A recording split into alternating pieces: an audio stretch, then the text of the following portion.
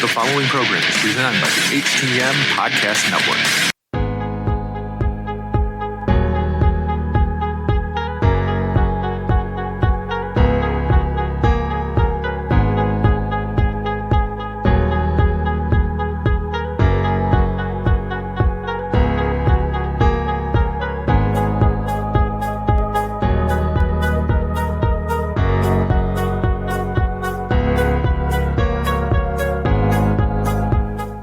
Welcome to another episode of Turnbuckle Talk in partnership with thechairshot.com, presented by the Hitting the Marks Podcast Network and in association with NJPW.com. Turnbuckle Talk is sponsored by collarandelbowbrand.com, where you get 10% off when using promo code JKPodcast. Turnbuckle Talk is also partnered with Phoenix at FNXFit.com, where you get 15% off all your health supplements simply by using promo code TBTalkPod. Follow the show on Facebook, Instagram, and Twitter by searching at TB Talk Pod. Listen on Podbean, iTunes, Google Podcasts, Spotify, and everywhere you catch your favorite programs. And now, pro wrestling fanatics, are you ready? Here are your hosts, Mighty Joe Morin and Karl Karufel. All right, guys, as Rick said, Mighty Joe Morin and Karl Karufel back here on Turnbuckle Talk. Thank you very much for the intro, as always, Mr. Richard Bronson Vickery. And we're here for episode 198, Karl. Yes, we are 198. We are too closer to that 200 special episode that will be happening. Yes, absolutely. And before we get to the bulk of our discussion here, I'm going to post up an image here. This wasn't originally on the run here, Karl, but I, of course, wanted to make sure to mention that today is Kim Artlip, our friend Kim, her birthday, and we want to wish her a happy birthday and hope that everything is going well down there in southern Florida, where I'm assuming that they have much nicer weather than we have up here. It definitely would be much nicer weather. It always is nicer weather down in Florida. They do get lots of rain, though, don't get us wrong, but I mean, honestly, we haven't had it too bad here, so I'm kind of okay with all of that. Happy birthday, Miss Kim. Yes, absolutely. And we are definitely due to have her on the podcast in the near future. I think, especially once things get going back more to normal around here, which I know we're still a ways off. I know that, for those not in the Ontario area, we just saw our Premier, Mr. Doug Ford, issuing some more restrictions on us in this area. So, looking forward to those. Yes, come Boxing Day, December 26th. Yeah. Lockdowns are going to be happening once again all over the province of Ontario. Whether you have been in a red zone or whether you are in a green zone, doesn't matter. It is going to be happening. Yeah, so I think it was just a matter of time, unfortunately, and it's a reality we're going to have to deal with again. And hopefully our smaller to mid-range businesses will survive. It's going to be tough for them, to say the least. But in the meantime, we do have some wrestling discussion to get through here, Karl, and I'll pull up the first one here. We were talking USA Network and the WWE. They are not happy with the way things are going on Raw here, Karl. Definitely they're not, especially when you're starting to have All Elite Wrestling getting better numbers than Monday Night Raw. Yeah. USA, to say that they are furious over the Raw ratings is an understatement. USA Network has actually gone as far as saying that they must make some changes to their programming, and it needs to happen yesterday. Yeah. What's the remedy here, Karl? Do we go more adult and push the envelope, or do we go for more of a sports-like presentation with less of the vignettes and the skits and stuff like that? I mean, what do you think? What's the solution to this issue here? The solution is going to be whatever the USA Network wants, and right now the USA Network wants more adult content. Yeah, that's what they want. That's what they want. So if that's what the USA Network wants, Vince better just bend over, take it up the ass, and give them what they want. Yeah, because, I mean, right now especially, it's a very delicate time because with Raw and SmackDown, and just the WWE brand in general, that they money-wise are relying on the contracts coming from these television networks. That's what is keeping them afloat at this current point in time here, Karl. So they need, like you said, they're at the will of these networks. They got to do what they're being told here. Otherwise, that's going to be rough. Otherwise, they're going to lose all of that. They're gonna break contracts, and the USA Network will have no issues and no qualms about paying out whatever they have to pay out to get out of this contract. Soon, very soon, we're going to be seeing the Fox Network kind of doing the same thing here. Because Monday Night Raw's numbers have generally been better than SmackDown's numbers, and if All Elite Wrestling is beating Raw numbers, then SmackDown numbers are being beaten as well. We already know that NXT numbers have been beaten consistently. There have been some points where NXT has done better. Don't get us wrong. But at this point, it seems to be that like All Elite Wrestling has taken the numbers, and that's what's needed in the world of television. Mm-hmm. You have to have those numbers. If you don't have those numbers, what's going to happen? Nobody's watching your program then, which means that this television network is going, we're paying you all of this money and you're not even bringing viewers to our network. What are we doing this for? Now, not saying that this is going to happen, but let's say, worst case scenario, the USA Network and Fox dump the WWE programming. Does Vince just say, okay, I've already got this WWE Network, so to speak. Do we just go to the network? Yeah. Is that even a possibility? Yeah, definitely it is. Why not? And then the thing is, then how do you generate your revenue at this point, given that we still don't have fans in attendance? You bump up pricing and you have commercials on there for Snickers. Yeah. Let Snickers give you some, right? The shop zone, www.shop.com, whatever. You start pushing your merch even harder than you have been, right? And then you got to start putting some deals out onto the shop as well, right? And I mean, they're always doing like 30% off championship belts, buy one, get one free t-shirt. You're going to have to start stepping it up and doing a little bit better than that to get people to go to that shop website and spend more money on your useless crap. Yeah. And I mean, yeah, like that's what it's gonna boil down to. You're gonna be subjected just to the WWE Network, and instead of it, for us in Canada now, it's $15 a month. So instead of it being $15 a month, they're probably gonna bump it up to $30 or $40 a month. Oof. Right? Yeah. Because that's how they're gonna continue to make their money. But they're gonna tell you now you're getting every Raw, you're getting every SmackDown, you're getting all of NXT, you're getting all of Main Event, you're going to get every single program that's been on television. You don't need those television programs or stations now to watch wrestling. Mm-hmm. You only have to have the WWE Network to watch the WWE in every aspect of their game.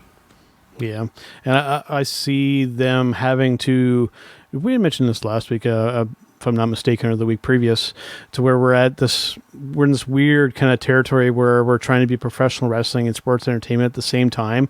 And I think, too, if we're going to go for this more adult approach, I think we're going to have to strictly go to like this pre-produced, like the Boneyard segment, like this, the Inferno match from TLC, to just kind of go with this kind of heavily produced content and to almost kind of venture away from the traditions of professional wrestling. And I almost kind of cringed just at the thought of that, but yeah, I mean, I think that's for WWE. At least I think that may be the path that they have to go to kind of stay afloat and to differentiate themselves from the crowd.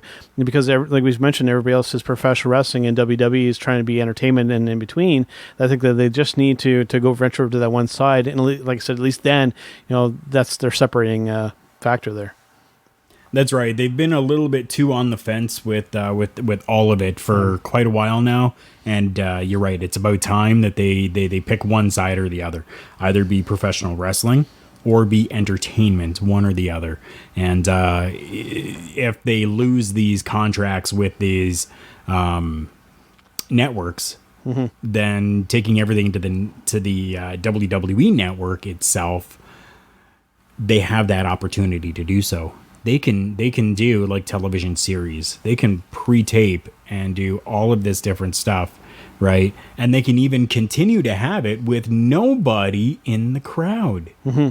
And they can just make it like a television spectacle for people, almost kind of like Lucha Underground did, right? But Lucha Underground had people there. They had people in the stands, which was really cool. And I loved the way that Lucha Underground did their thing, right?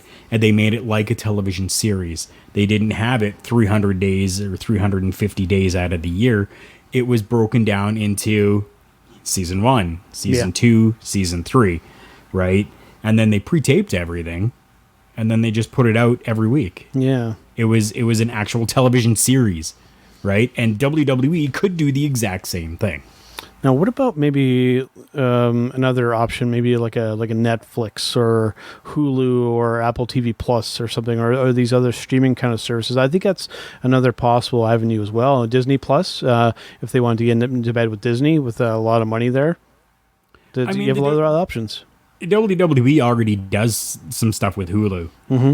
They promoted it before. They've talked about getting onto Hulu, right? Yeah. So, or talked about not getting onto Hulu, but getting people to go to and subscribe to Hulu for some WWE programming. So they're already kind of there with Hulu anyways.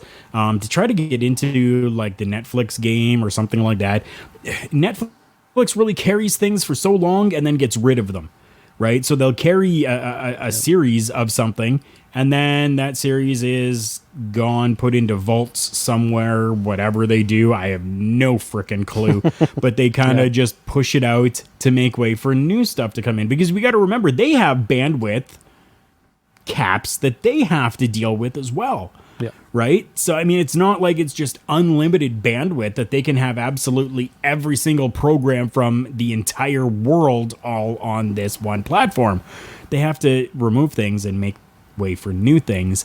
And personally, I don't think that the WWE would be large enough for them to be able to say, we're keeping this on here all the time. I don't think it's really going to generate enough revenue for them to do so. That's a fair point. All right, man. Well, we had mentioned it, so let's kind of get into it. This past Sunday, yesterday, we had TLC. This one really kind of crept up on me, and didn't realize that this event was happening. I was thankfully able to kind of check. Were you able to check out this show, Karl? And what did you think? Yeah. Oh no. Yeah. I checked it out.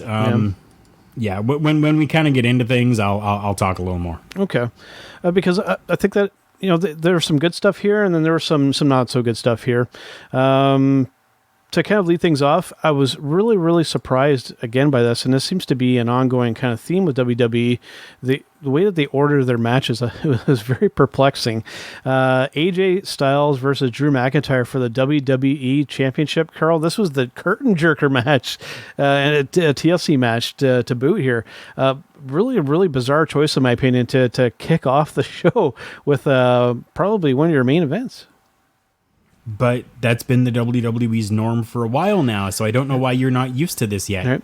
Is this something normal for them to do? They bookended their only 2 TLC matches on the program. Is this the ongoing framework going forward, do you think?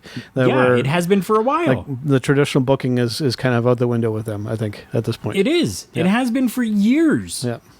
Yeah. So I think it's just something that I need to get used to. But hey, I'm not the only one that kind of feels this way. It always feels so natural to kind of start small and work big. That's something that's going to take me probably a long time to kind of get used to. I think that they did some really cool stuff in this match. The Miz cashing in the Money in the Bank thing caught me a little kind of off kilter there. I'm not sure how I felt about that. And to be an unsuccessful cash in to boot, I don't know. I was turned off. Okay, I'm gonna say I was turned off right away from this entire pay-per-view because of the AJ Styles Drew McIntyre match. Yeah. Wow. Okay. Wow. Yeah. Can you figure out where that happened? for me, the moment where they kind of got me was that they were kind of in the corner of the match, and Drew kind of like repositioned himself into the ring post to kind of be in that spot. That really stood out to me. Like, again, as somebody who watches a lot of professionals, maybe am I too anal about this kind of stuff now, where I see these little kind of spots that really stick out to me. But I watched that and I was like, wait a second, like he put himself in harm's way for that spot there. I was like, it just rubbed me the wrong way, and it did turn me off of the whole show, but it was a glaring thing for me personally, and it seems like it was for you as well. It's not necessarily that he put himself into that spot. It was a botched spot. Again, we're coming back to these botched spots and then trying to recover from them. Okay, so Drew McIntyre's in the ring. AJ Styles is outside of the ring. AJ Styles grabs his leg to pull him over towards, and then Drew McIntyre just kind of falls. Like, okay, so no, cool. Okay, I get that. So if he fell, keep on pulling him. Pull him right outside of the ring. Instead, AJ Styles kind of lets go, and then you see Drew McIntyre shimmy his way over to the corner and put his legs around the ring post. And no, that was supposed to be. You were supposed to grab. AJ was supposed to grab his leg and drag him over towards there to set that spot up, and it failed. And because it failed, just scrap that and continue on with something different. Ad-lib a little bit. You're going in there and ad-libbing a whole bunch of shit anyways. You know how it's going to start. You know how it's going to end. You're ad-libbing a lot of the stuff in the middle. Just go with it and ad-lib something instead of trying to get all of these stupid, god-awful frickin' spots every single time. You're making the product look like crap.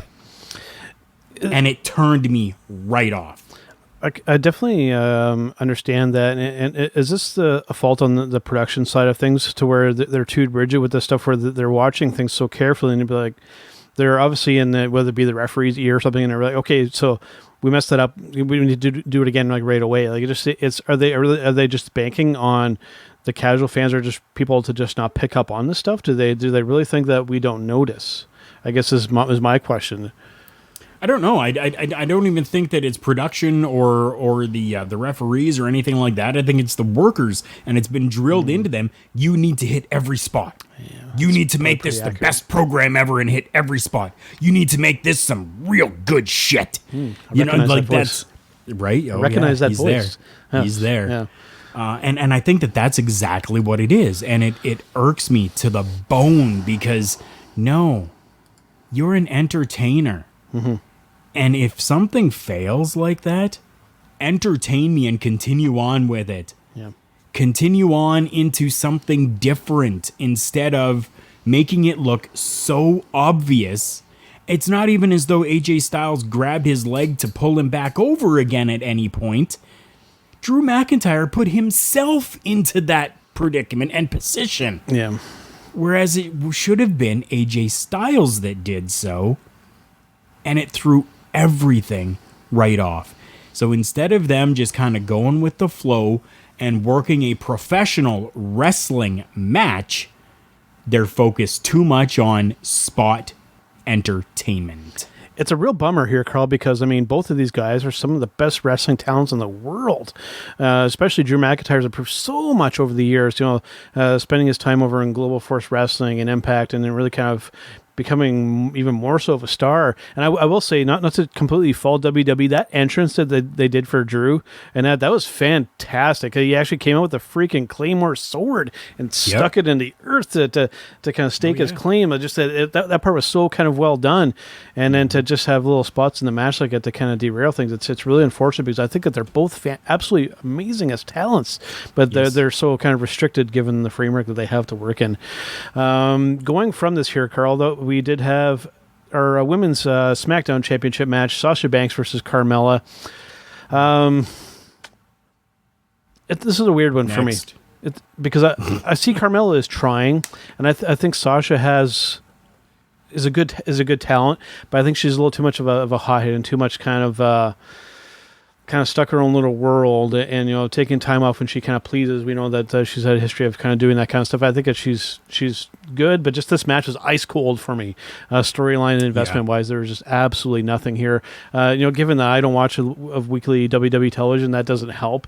But even in the build up watching at the start of the show, which they didn't do a whole lot video package wise, it just did not get me invested in it at all here, Karl. They are going for like this over the top kind of look with Carmella. Like they're really over sexualizing her and really kind of making her into the sexual object. And cool, but it missed the mark with me, so to speak. This one just didn't register much at all for me. Same thing with this next one here, the tag team match with the Hurt Business, which is Cedric Alexander and Shelton Benjamin against the New Day. Just kind of a tag team match that, again, was just kind of there. Again, not to fault the talent in the ring. Everyone in this match is absolutely fantastic, especially on the other side, Shelton Benjamin and Cedric Alexander. Absolutely amazing talents. But just that this match, it failed to get me invested. Again. Yeah, it was just a typical tag team match. Yep. There was really nothing special, but there was really nothing bad about it either. Mm-hmm. It was a good match. It was a good I don't even want to say it, but it was almost like a good practice match. Yeah. Right? Like it was a good, okay, let's just go to the performance center and let's run through this match, and we'll just kind of work things out a little bit and get a feel for everything, and that's kind of how it felt. Not that it was a bad match, no, but it definitely wasn't an over-the-top extravagant good match either. No. So going from that to, I think, one of the more positive aspects of the evening with the show here, we had Asuka and a mystery partner taking on Nia Jax and Shayna Baszler.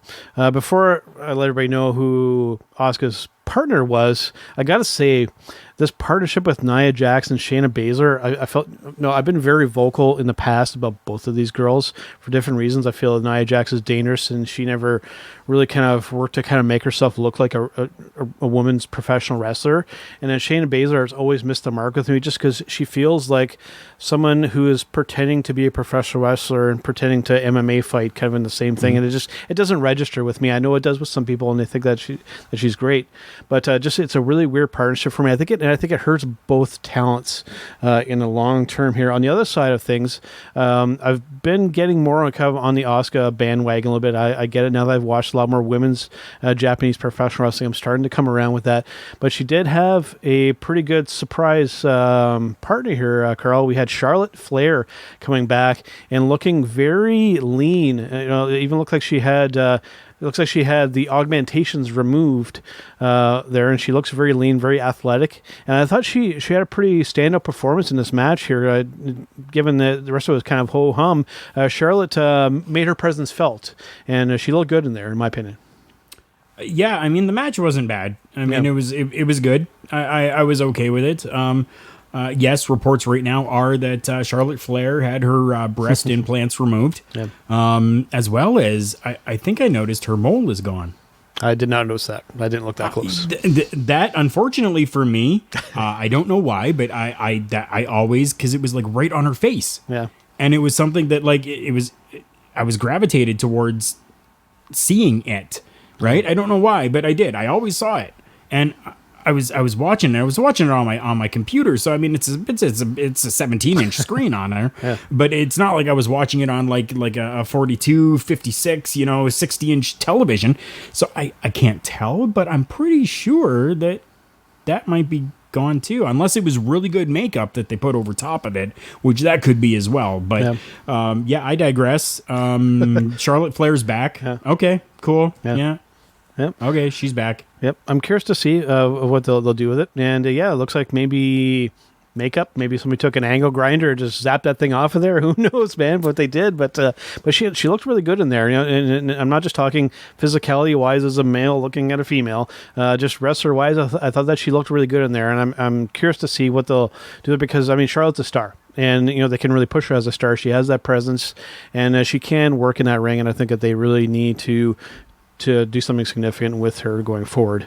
Next up, I'm sure they will, because she's one of those top names that continues to get the spotlight all the frickin' time. Yes, absolutely. She's Becky, which I mean she's off right now because of pregnancy. Charlotte, Sasha, and Bailey. Yep. Right? It seems to be revolving around them absolutely all the time, and it's honestly just continuing. And now that Charlotte's back, that little bit of string that's been put around somebody else is going to be unraveled and put right over to Charlotte now. Yep. So we'll see, and hopefully that's my only bad part about Charlotte being back is that Spotlight's going to go back to her and away from other people again. I can definitely see where it comes from with that. Next up, we had, in my opinion, one of the highlights of the evening. We had Roman Reigns versus Kevin Owens for the Universal Championship in a TLC match. For me, this was a long match. It was a long match, yep. And this was, in my opinion, for the longest match of the evening. Well, it wasn't the longest match of the evening. The match with Drew and AJ was longer, but I thought that they did some really good stuff here. Some good character work from Roman, some good physical spots. Kevin Owens, I've always been a fan of his work here. They did some really good stuff here, and I think that I really don't have any complaints about this. There weren't really any obvious mistakes that happened that I could see, and it was a really good, solid match. I feel like this maybe should have been the main event, though, because we did have another match afterwards here. But I guess you could argue about the placement of the final match, but that's something that could always be up for debate. But I thought both guys really delivered, and it really had me believing at some points that Kevin was going to win the match, and that's hard to do in a ladder match, which is historically can be a little tricky to watch sometimes because you can see it's almost like they're climbing the ladder slowly because you know that someone's coming up, so the spots can be kind of easy to spot as a veteran watching matches. But I thought they did really good here, and I do still like me some heel Roman Reigns. I think he's doing well in that spot. I think so as well, definitely. My takeaway from this is I'm happy that it wasn't just a like quick squash type of match, that they actually let the two of them go for. That's why I mentioned a long match, right? Because it seems like lately what they've been doing with their top heels is just in there and done, right? So I'm happy that they actually let this go a little bit further so that we could actually get a little bit more good stuff out of both. Yeah, absolutely. And to end off the match here, we had the Firefly Inferno match between Randy Orton and the Fiend Bray Wyatt. I'm a little torn on this match here, Karl, because I like these kind of extreme matches. I've been a fan of the Undertaker's Inferno matches for years, but the ending to this for me was, I can suspend my disbelief to a certain point here, Karl, but when we literally attempt to burn somebody to death, like legitimately, we're supposed to believe then that they're never coming back, right? Or just it all kind of falls apart after that. I mean, like I said, if we're going to go down this path of entertainment just purely, then go all the way. But in the professional wrestling context, this comes off really hokey when you actually attempt to actually kill somebody. All I'm really going to say about this match, okay, so I was okay with the match. I enjoyed it. Cool, whatever. I'm going to give super quick my totality on this match. Yeah. One, why are the flames being shot up into the frickin' air when they're like being dropped on the floor? Yeah. Makes absolutely no sense. No sense at all. It shouldn't be happening. Leave that shit alone. Yeah. Two, good camera angle work happening in this, especially with the first time that Bray Wyatt got caught on fire back inside the ring, RKO, camera pans away. They were able to put Bray Wyatt out and then continue on with the match. Mm-hmm. Third, my God, that was the worst looking Bray Wyatt dummy in the middle of that ring that I have ever frickin' seen. Yeah. The chest on it was super big. The stomach was all caved in. Yeah. Like, are you serious right now? You're trying to pass that off as a human being. Mm-hmm. Okay, so a little bit of stuffing in the stomach area because we all know Bray Wyatt has a little bit of a stomach on him, right? So make it look just so, and don't get me wrong, okay? So they actually did pretty good with it because you had people blowing up social media going, oh my God, we just witnessed a homicide.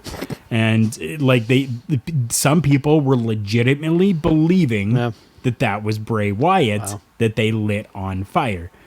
Hey. Seriously? Come on. If you can make some people believe that here, I mean, you have to say that that's a success to a certain degree. Yeah, that's why I mentioned it, because I mean, for me, I clearly saw Not so much that for was a terrible dummy that they had inside of the ring, and in no way, shape, or form would they have ever allowed that the Flames totally engulf an open face on somebody.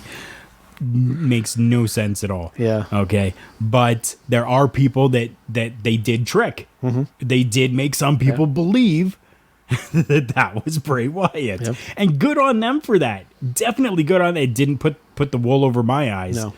But yeah, I'm done with that.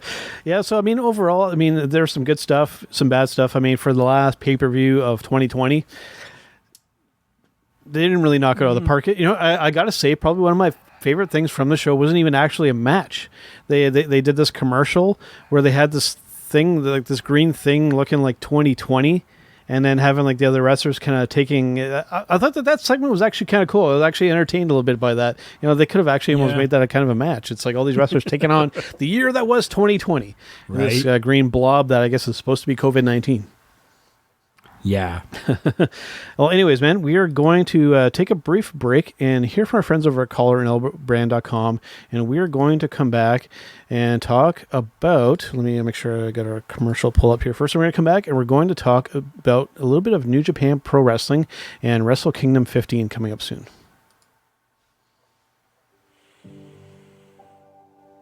Fall is in the air. That means pumpkin spice lattes. That means pumpkin spice everything. Ugg boots, yoga pants. God, I hope I can fit into mine this season. Scarves. And baseball tees. Hoodies! Not yet, but soon. The metal tee. No need for any cease and desist here. And hats. Stop by collarandelbowbrand.com today and get your fall drop immediately. It's fall, y'all. collarandelbowbrand.com. You'll be the coolest person in Starbucks whether you're wearing yoga pants and Ugg boots or not. In fact, I like to go to Starbucks without the bottoms on all the time and just wear my collar and elbow brand type shirts. I immediately get my coffee and go. All right, guys, Mighty Joe and Karl Karufel back here on Turnbuckle Talk. Of course, hearing from our friends over at collarandelbowbrand.com. If you head over there and use our promo code JKPodcast at the checkout, you can get 10% off your entire order there. Always great stuff over there from our friends over at Collar and Elbow Brand. And Karl, as always, is always sporting his hat. And I got to get myself one of those one of these days.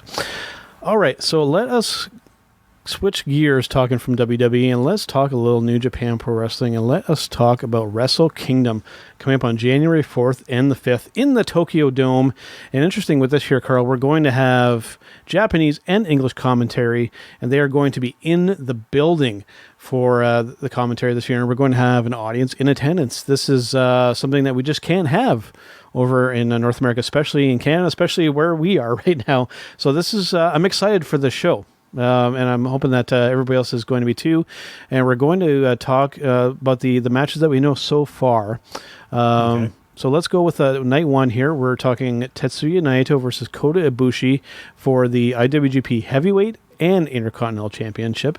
So that's going to be interesting to see how that kind of unfolds when these two get in the ring. You know, we had mentioned attempted murder on Bray Wyatt at TLC. When these two gentlemen get in the ring, they are trying to kill each other. And it is always... I don't want to use the word train wreck because that implies bad stuff is going to happen. I mean, these two guys, it's always action-packed, and it's a little scary to watch sometimes. Then we're looking at... But good, though. But good, and scary in a good way. Yeah. And then we're looking at Kazuchika Okada versus Will Ospreay. They have been building this up for quite a while now with a lot of these six-man tag matches and this new faction that Ospreay has started. So looking forward to this, and hopefully that we get the real Kazuchika Okada showing up and back to that Rainmaker finishing move and hopefully moving away from this money clip submission move that he insists on using to end all of his matches because it just doesn't feel like Kazuchika Okada when we do that. And then next up, we have an interesting matchup here. We have Hiroshi Tanahashi versus the Great-O-Khan in just a singles match. This is interesting. They really seem to be putting some energy and some push behind Great-O-Khan. And who better to do it with than Hiroshi Tanahashi, the ace, the ace, and to see how that will kind of unfold. They seem to want to kind of push him up the card, and I've definitely been digging the gimmick. It's almost like a Mongolian warlord type of a gimmick. They've been working with him. And then next up, we'll have for the IWGP Tag Team Championships, we're going to have Taichi and Zack Sabre Jr. versus the Gorillas of Destiny with Tama Tonga and Tonga Loa. That is also a very interesting matchup. Whenever GOD is involved in a match, I'm usually paying attention, especially Tama Tonga. Still getting used to the baby face, literal baby face Tama Tonga without facial hair. That's still a little strange, but I mean, it's still the same old guy in there. And then to end off, so far, what we have for the first night, and we had mentioned this one, to determine the number one contender for the IWGP Junior Heavyweight Championship, we have the winner of the Best of Super Juniors, Hiromu Takahashi, taking on the winner of the Super J Cup, El Phantasmo. That's going to be a barn burner, Karl, for night one. I'm really, really looking forward to that match because that match with Takahashi and Desperado, I'm still big on that one. We'll get to that a little bit later. Just in case, I just want to throw this out there for anybody that might not know or understand. Wrestle Kingdom is like their big pay-per-view of the year, right? So like WWE has the WrestleMania. For New Japan Pro, Wrestle Kingdom is like their big show of the year. So that's, I mean, they normally do, over a span of a few days, but Mighty Joe kind of threw out there a lot of matches and was kind of going, that's what we know so far. That's because that's what this is. This is the big night for them. So I just wanted to throw that out there in case anybody was kind of going, wow, that's already like pretty packed. What are they doing, kind of thing? But just that's their huge show. Yep, and that is just night one. Now let's get into night two because they are splitting up into 2 days like they do with WrestleMania. Now I'm not sure if they're going to be doing that with WrestleMania this coming year, but they may. So for night two, it'll be either Tetsuya Naito or Kota Ibushi, whoever wins that match, versus Jay White for the IWGP World Heavyweight Championship and the Intercontinental Championship. So interested to see between those two. I'm hoping that it'll be Kota Ibushi to kind of break things up a little bit there. But Jay White, one of the best heels in the business right now. I'm sure whoever he takes on, it's going to be fantastic. And then next up, we have Evil versus Sonata, the old tag team partners going at it in a singles match. Interested to see how this will kind of turn out. I'm almost kind of hoping that maybe they can reunite as a tag team, and we'll see if maybe that can result from this. And then going from that, this one I've got bookmarked here, Karl. We've got Shingo Takagi versus Jeff Cobb. Whew. That's going to be something to watch. Those are just going to be two big hosses just going at it. It'd be like two brick walls coming together. I'm looking forward to that one. And then the last one that we know about for sure will be Taiji Ishimori, who is the current IWGP Junior Heavyweight champion, versus either Hiromu Takahashi or El Phantasmo, whoever wins that match from night one. That's what we know for Wrestle Kingdom so far. There will likely be more. So some pretty good stuff there, man. The one that really stands out for me on that night too is Jeff Cobb. That match is going to be something to watch. Him and Shingo. Whew. Oh yeah, that's going to be something. Yeah. That is going to be something. All right, so next up here, Karl, I just want to touch on this briefly because we are already going almost 40 minutes on this episode. Pretty crazy. Let us talk about somebody who's been very absent from the wrestling world, and we're talking Mr. Marty Scurll. I know one of your personal favorites here, Karl. On the run here, I just simply have Where's Marty? I think what is going on here, given the speaking out movement, which clearly, he had some kind of involvement there. He basically admitted to some wrongdoings, kind of, but just given he tried to say that it was consensual when it kind of happened. I think what's happening here, Karl, is he's laying low, and I think obviously it's a smart move at this point. Where is he going to end up wrestling wise? It's really, really tough to tell. It seems like Ring of Honor seems to have kind of distanced themselves from him. Japan possibly could be an option, but who knows, man? It's tough to say. it would be a shame to see him just to kind of fade off into nothingness, because I mean, Marty's one of the better talents in the business. Definitely he is, and I mean, as you said there, like one of my favorites, and I mean, it's definitely going to be interesting, and it really, as you said, he's been laying low. There really hasn't been very much talk about Marty, or from him either, like really nothing about where he is, what he's doing, what's going through his head, like absolutely nothing, and it's almost a little concerning. Yeah. Because he's like just seemingly dropped off the map. But I think you're right. I think he's just kind of laying low and just kind of letting things blow over. And at some point soon, we're going to see him again. Yeah. Hopefully, because like I said, he's absolutely fantastic to watch. That entrance that he does, especially at some of the bigger shows, coming out in that pandemic kind of doctor's kind of mask, and the wings sometimes at the bigger shows. It's in that theme, and when that drop happens, like I'm sure it's something to behold in person. Hopefully one day I can get to kind of experience that. But yeah, I think we're all kind of missing Marty, and just hoping that nothing too bad becomes of it. That's all I'm going to say. All right, so given what time we're sitting at here, I think that we'll likely forego some breaking news, unless you have something that you really want to mention on your end here, Karl.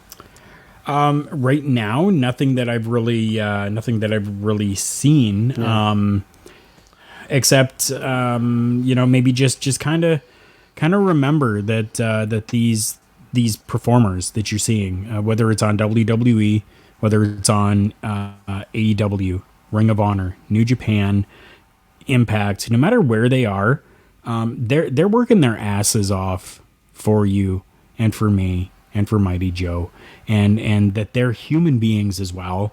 We're seeing a really big surge in mental stability and mental issues happening with a lot of the performers right now.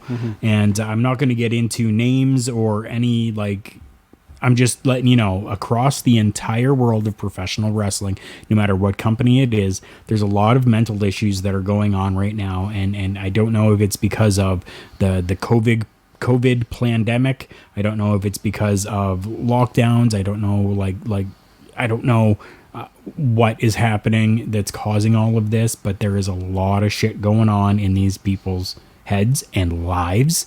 But yet they are essentially like circus performers and told, go out there and let's do it.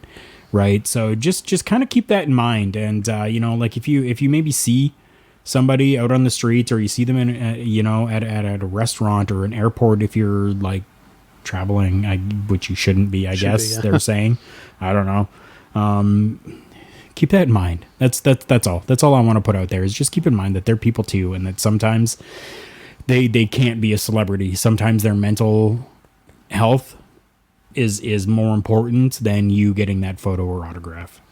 No, that's a great point, Karl. I'm glad that you brought that up, because I mean, throughout, especially with TLC, I know that we were being critical of the matches, but I mean, just as podcasters, it's kind of our duty to kind of break these kind of things down. But by no means, folks, does this mean that we're hating on WWE or hating on the talent or anything like that. Just we're just providing criticism in the hopes really to help improve the product, to maybe turn things in the right direction, or to change fans' perspectives a little bit. But by no means is that necessarily with negativity in mind here. It's just constructive criticism, I guess, is kind of what we're going for here. And you had mentioned, especially with the mental state of the talents, and I mean, we got to think too, the ring crew, the production staff, and even us as fans, and us as podcasters and content creators. I mean, it's been a tough time for everybody, and it is nice that there is still some professional wrestling to watch, and especially now with New Japan Pro Wrestling. I like to use them as my primary example here. They've gone about things the right way. They treated their audience with respect. They treated their talent with respect. They already have fans back in the audience, and we have stuff going on there, and they've gone about things the right way. And I think they're a really good example of how to kind of do things kind of going forward here. And but yeah, we're all human beings at the end of the day here, and we all have imperfections. We may mess up in a wrestling match. We may mess up on an intro on a podcast. We're all human. We make mistakes, and we just have to make sure that we can move on and not be too critical of each other kind of going forward. But it's still a great time to be a professional wrestling fan despite what is going on. Having said that now, let's get to a better aspect of things here. Let's get to our Match of the Week segment.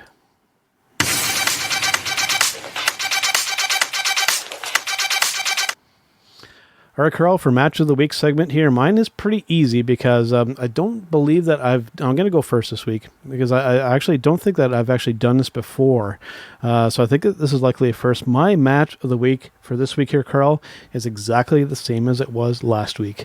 I have, of course, talking about Takahashi versus Desperado for the final of the Best of Super Juniors. I've already watched this match probably about 10 times or more here, Karl, and I'm still blown away by what these two gentlemen were able to do in the ring, promo-wise, psychology-wise, just the whole package.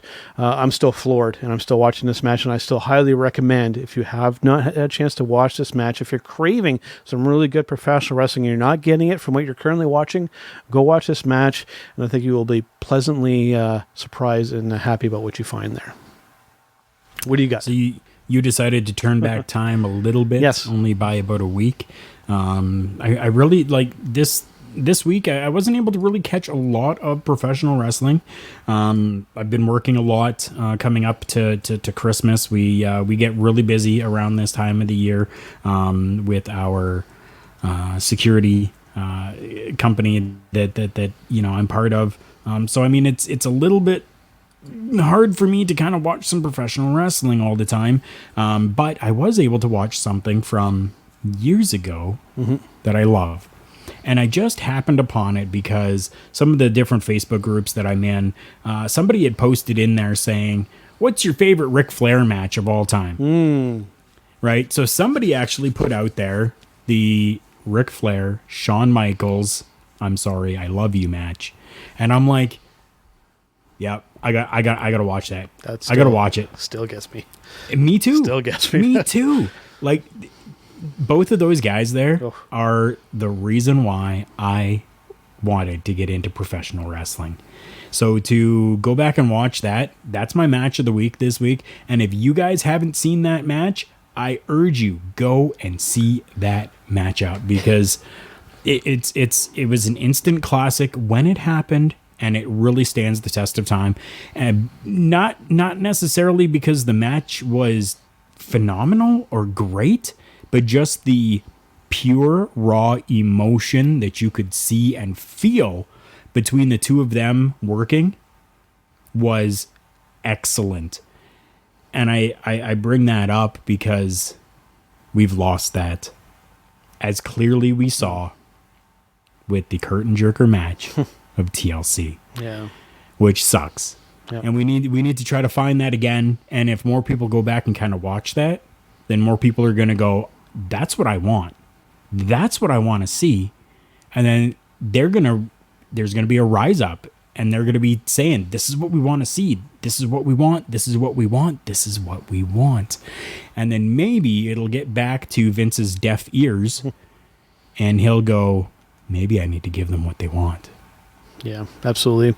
It's a really special thing, Karl, when you can really get, not only a casual fan or just a general wrestling fan, but to get somebody who's a hardcore wrestling fan and even knows a lot of the inside aspects of the business, to get somebody that emotionally and just physically and everything kind of involved in a match to just kind of be fully invested. It's a rare accomplishment, especially nowadays. It used to be quite a bit more commonplace. But yeah, that is definitely a great example. And if you have not had a chance to watch that match, I don't know what is wrong with you, but go definitely and check that out. And obviously, mine's a great pick, and 2 matches that you will probably almost be in tears after watching both of these matches, at the very least on it. So yeah, great pick. And that is definitely, that one probably ranks in my top 10. And who knows, I have a feeling maybe on some other kind of podcast, we might end up talking about that match in some respect. Who knows? I have a feeling that would probably be a pretty good one. Just a subtle little hint there. All right, man, let us take another bit of a brief break, and we're going to come back with our showstopper segment, and I have a feeling maybe that somebody might drop by.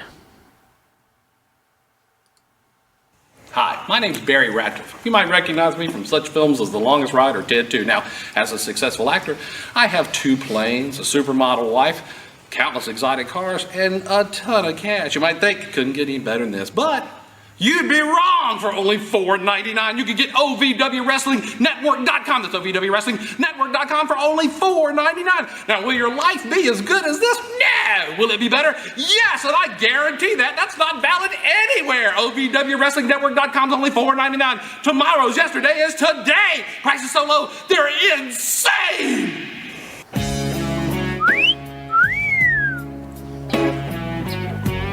Want more bang for your buck? Well, so do I at OVWWrestlingNetwork.com. It's only $4.99 a month. In between excitement, me too. OVWWrestlingNetwork.com is only $4.99 a month. You get that incredible value. She cost me $17 million and I loved it. Want a real value? OVWWrestlingNetwork.com. It's only $4.99. That's a price so low. Well, it's insane.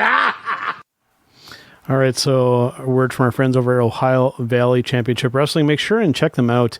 And we mentioned it before, but I always still like to kind of bring it up because it is one of the better independent products out there. Of course, our friend Mr. Michael Malcor involved gets to work with Al Snow on a regular basis, which I'm very, very jealous of, by the way. Yeah. And if you haven't had a chance, go over to YouTube and check out their product. Is absolutely fantastic, and you can watch it for free for a good portion of it here, Karl. Yes. Yeah, you definitely can. Yes. All right, so it is time to get to our showstopper segment.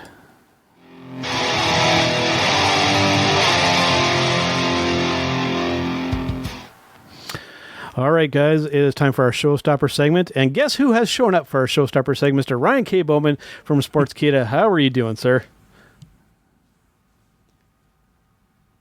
Oh, we can't hear him.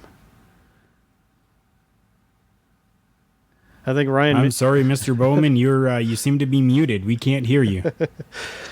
We'll give him a chance here. We'll give him a chance to come back, but we'll kind of kick things off here and start talking about our show. Here. Oh, can you guys hear me now? Yeah, so we can hear you now, Ryan. Yeah, I'm sorry. I popped up like crazy. I guess my new headphones are messed up. So. It's all good, man. All right, so for our showstopper segment, I thought we'd bring in Mr. Ryan K. Boman because he actually requested to be part of the segment, and we're talking about some of our favorite wrestling video games. And I was actually surprised that that Ryan reached out to me on this one because I didn't know you were much of a gamer, Ryan. I am not anymore. It's mostly just sports games, but when you guys brought up wrestling video games, it reminded me of my old roommate. We used to play a lot of the old WCW, WWE games a long time ago. One of the first ones I could kind of think of here, and I just pulled up the graphic here, and what's interesting with this, because this is like one of the original professional wrestling games. This is for the original Nintendo Entertainment System. I've actually gone and tried to play this recently, and it is borderline unplayable. It looks very, very crude, but this is one of the original pro wrestling games, and it kind of helped kickstart this whole thing. And there's been a lot of good wrestling games, and there have been a lot of bad ones as well. But given that you're the guest here for the segment here, Mr. Ryan K. Boman, what is one of your standout ones that you can remember from your days of playing professional wrestling video games? Let's try this again. Can you hear me? Ooh, we can hear you. Yes. Oh, yes. Oh, yeah, it's because I had my mic off earlier. Actually, one of my favorites, I used to love the old WCW games. I love WCW versus NWO Revenge. I think that's probably one of the best games that ever came out. But honestly, when you brought this up, Joe, I thought of my old roommate, Aaron. We used to play WCW Thunder. And we would play it like crazy. And the reason that it made me laugh when I thought about it was because my roommate was a chick magnet. Like there would always be girls coming over to our house all the time. Yep. And the funny thing is, there would be like these like supermodel looking girls at our house, but we'd be there playing video games, and that was the thing I thought of my friend Aaron, because we would play hours and hours of WCW Thunder on PlayStation 1. So that tells you how long ago that was. But it was so funny because these really cute girls would come over to see him, and he would be more busy playing video games than paying attention to them. One of my standout ones here, and this isn't the exact one, but it'll still help make my point. Turning back the clock quite a bit and really kind of dating myself and then my co-host Karufel as well. And a good friend of ours, Jeremiah, Karl remembers, on the Super Nintendo, this isn't the exact one, but we're talking the old Royal Rumble game. This is the Genesis one, which I still have the cartridge of, but Royal Rumble for the Super Nintendo. The thing that will always stand out for me with that particular game is if you were good, and if you were able to get into a rhythm, and if you knew what you were doing, and you could really piss off your buddy that you're playing on the couch beside, that if you could time it properly, you could hip toss the guy right out of the ring from the middle of the ring. So you would run towards him, and then you could throw them outside right from the middle of the ring, which is physically impossible, I think, in a real ring. So it was a pretty cool thing, and that's the thing that will always stand out for me. And I was always the one getting thrown out, always. Well, that's what, as I said, my roommate, he used to kill me in the game. That's what I think why he never wanted to quit, because he always liked kicking my ass. What about you, Karl? What's one that kind of stands out to you, or did I already pick yours? You did. You took it. Yeah, that's why I showed my phone, because I already had that queued up, and that was that was life. Going over just up the hill a little bit into the next apartment complex. There was Jeremiah, and Jeremiah with the Super Nintendo, and then Joe would come over, and we would all three of us would be in with two controllers. That was it, because it was a Super Nintendo. Two controllers, and we would just kind of swap out, take turns, and we would just sit there for hours playing Royal Rumble. That was Yeah. I remember if I had to pick a different one, though, I would probably say No Mercy. The WWF No Mercy game, nothing special about it. Came out in 2000, but it just seemed like there hadn't really been very much in like the world of wrestling video games. And then all of a sudden this one came out, and it was like, wow, okay, so now we're getting back into wrestling video games, and I was happy about it, because it was almost like a resurgence of professional wrestling video games that came back again. Another one here, this isn't necessarily a favorite, but just to kind of illustrate a bit of a point here, we're talking Raw vs. SmackDown 2008, which also included ECW at the time. I think this is really when we started getting into the point with wrestling games where they were just kind of coasting. We found kind of from the kind of work, and we just kind of maintained. It didn't get better, it didn't get necessarily worse. We just kind of maintained. And then, recently with some of the newer 2K games, it's kind of nosedived down into really, really bad with glitchy products coming out too soon, which is kind of an issue in video games itself, but that's a different topic for another podcast. But yeah, as of recently, there hasn't been a whole lot great going on with wrestling video games, but there are some cool things on the horizon. The AEW wrestling game, it looks like it's going to be more of like an arcadey kind of experience, which I think is pretty cool.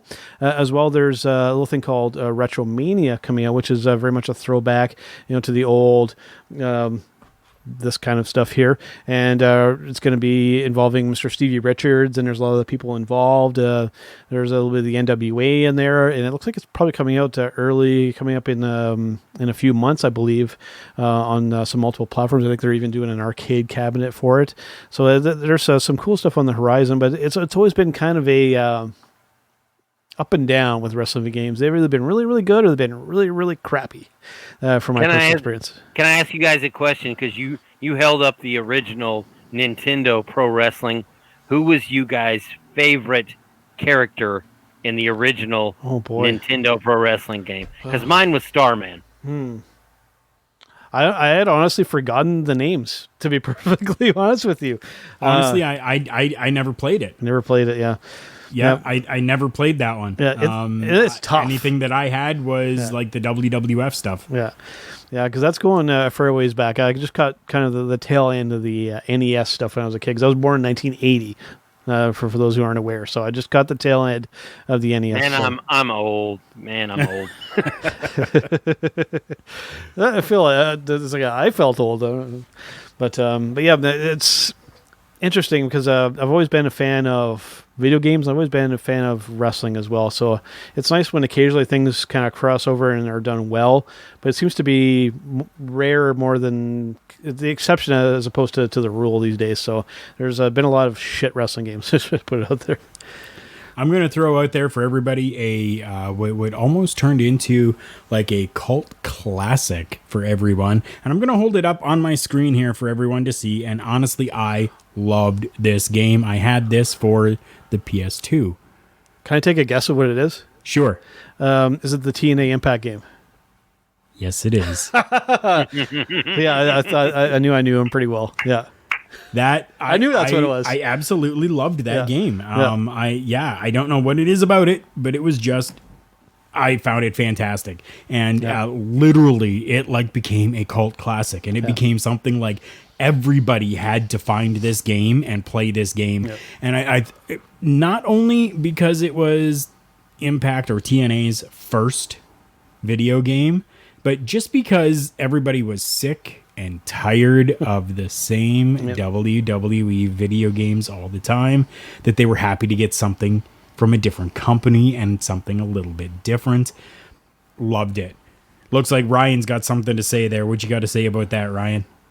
No, I actually enjoyed that game myself. I bought that, and that's probably one of the last wrestling games. Well, I bought that, and I bought the, I guess it was 2K19 game that WWE put out, and that's the last two wrestling games that I can remember that I bought. With the with Karl's last one they showed, just a disclaimer for everybody, that wasn't set up at all. I didn't know that he was going to kind of pick that. I know him rather well from knowing Karl for 30 plus years, and I had a feeling when he started talking, I was like, I know that's what it was. So it's but yeah, I mean that's one I think that if you were to try and buy now, I believe it's quite pricey. Like it's a rare commodity these days. I think that particular one that you're talking about, especially on the PS2.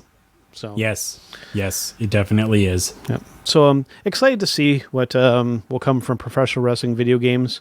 I'm optimistic that this Retromania one will be cool, and I'm hoping that AEW will pull out something pretty cool. I know they've been kind of criticized for some of the early screenshots and some of the footage, but it's still very, very early in the development for this thing. So give them a chance, people, and actually play it before you decide to make a decision on it. That's right. You guys need to go back and play the NES version of pro wrestling. I'm telling you. Yep. I will see what I can do to find an emulator and see what I can do. I make no guarantees and no promises, but I will see what I can do. If anybody knows if any of the classic NES, like the small version ones that contain like 560 games or whatever. Mm-hmm. If anybody knows if it's included in there, let us know. And maybe I'll look at picking one up just so that I can play that game.